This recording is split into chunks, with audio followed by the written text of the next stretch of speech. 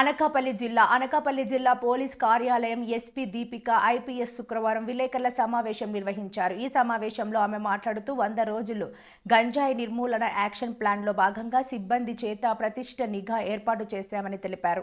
Ravikamatham Cheedikada police station పరిధిలో 2 వేర్వేరు కేసుల్లో 12,30,000 విలువ చేసే 246 కేజీల గంజాయిని పట్టుకుని 5 ముద్దాయిలను అరెస్టు చేశామని తెలిపారు.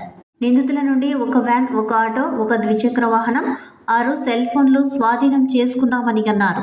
నిందితుల్లో 4 అల్లూరు జిల్లాకు చెందిన వారని, ఒకరు కృష్ణా జిల్లా వ్యక్తి అని అన్నారు. గంజాయి కేసుల్లో పూర్తి స్థాయి విచారణ జరిపి అక్రమ రవాణాకు పాల్పడిన వారితో పాటు అమ్మకాలు, కొనుగోలుకు పాల్పడుతున్న ఇన్ఫెల్లను గుర్తించి వారిని త్వరలోనే అరెస్టులు చేస్తామని అన్నారు. గంజాయి స్వాధీనం చేసుకుని నిందితులను అరెస్ట్ చేసిన సిబ్బందిని ఆమె ప్రశంసా పత్రాలతో అభినందించారు. యాక్షన్ ప్లాన్ అగైన్స్ గాంజా పాటుగా మనం మొత్తం అనకాపల్లి డిస్ట్రిక్ట్లో కూడా గాంజా మీద నిఘా పెంచడం జరిగింది.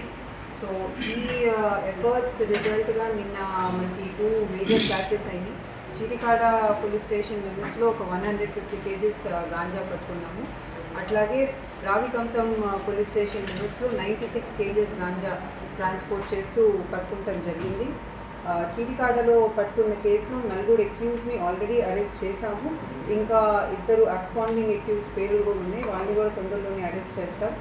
అట్లాగే రావికంఠం కేసులో కూడా అక్యూజ్ని అరెస్ట్ చేస్తాం జరిగింది. దాంట్లో కూడా లింకేజెస్ మనం ఎస్టాబ్లిష్ చేశాము. ఈ చీడికాడ కేసులో అక్యూజ్ అందరూ కూడా ఏఎస్ఆర్ డిస్ట్రిక్ట్కి సంబంధించిన వాళ్ళు, 3 పాడేరు మండలం నుంచి ఉన్నారు, ఒకళ్ళేమో హుకుంపేట మండలం వాళ్ళు. ఇక్కడ రావికంఠంలో కట్టిన కేసులో కృష్ణా డిస్ట్రిక్ట్కి సంబంధించిన అక్యూజ్ని అరెస్ట్ చేయడం జరిగింది. మన డిస్ట్రిక్ట్లో మనం గాంజా ట్రాన్స్పోర్టేషన్ మేజర్ రూట్స్ అన్నిటిని గుర్తించి ఈ రూట్స్ అన్నిటిలో నిఘా పెంచి, అట్లాగే అన్ని రకాల టెక్నాలజీ వారి, అంటే మన హ్యూమన్ ఇంటెలిజెన్స్ అవ్వచ్చు, లేకపోతే మన దగ్గర ఉన్న టెక్నాలజికల్ ఇన్పుట్స్ అవ్వచ్చు, అన్ని రకాల ఇన్పుట్స్ కూడా వారి మనం మేజర్ ప్రయారిటీగా గాంజా కంట్రోల్ తీసుకొని డిస్ట్రిక్ట్లో పనిచేస్తున్నాము. ఇంకా వచ్చే వారంలో ఈ అవేర్నెస్ క్యాంపెయిన్స్ కూడా స్టార్ట్ చేస్తాము. మండల్ లెవెల్ ఇంకా విలేజ్ లెవెల్ కమిటీస్ అయితే ముందే ఫార్మ్ చేసి ఉన్నాయో ఆ కమిటీస్ని కూడా రీయాక్టివేట్ చేస్తాం జరుగుతుంది. ఎందుకంటే మనం చూస్తే ఈ కేసెస్లో మనం అరెస్ట్ చేసిన వాళ్ళు చాలామంది లోకల్స్తో కనెక్షన్స్ ఉన్నాయి, ఇంకా యంగ్ వాళ్ళు ఉన్నారు.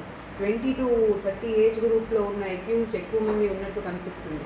సో ఇలాంటి అక్యూజ్ని ఇలాంటి పనుల్లోకి వెళ్ళకూడదు అని వాళ్ళు ఒక అవగాహన కలిగిస్తానికి village level, mandal level committees ద్వారా కూడా మన డిస్ట్రిక్ట్లో ఇంకా చర్యలు తీసుకుంటాం.